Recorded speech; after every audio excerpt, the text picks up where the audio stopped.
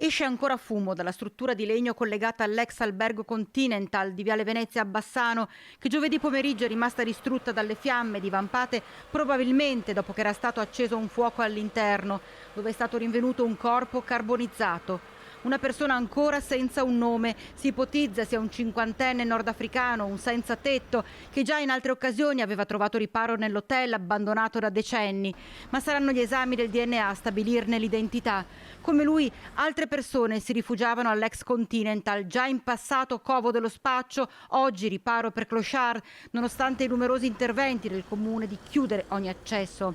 Un mese fa la polizia locale era intervenuta almeno un paio di volte per sgomberare il sito. In un'occasione, proprio nei primi giorni di gennaio, era stato acceso un fuoco che aveva allarmato i vicini, che avevano allertato i pompieri, evitando il peggio all'interno della proprietà, ricordiamo, di privati. Spetterebbe loro anche l'onere di impedire l'accesso a queste persone. E a oggi siete intervenuti sempre solo voi come comune?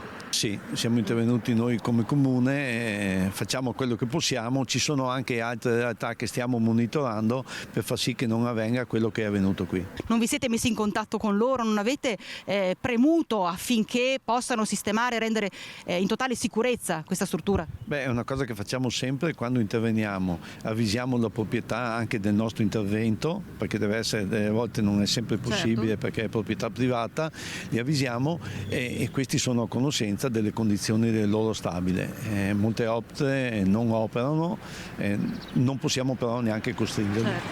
Intanto i tecnici dei pompieri e i carabinieri stanno portando avanti le indagini per capire con certezza da dove sia partito il rogo. Davanti ai nastri posti dagli inquirenti c'è chi ha lasciato un'orchidea per rendere omaggio a una persona che cercava un riparo ma ha trovato un'orribile morte.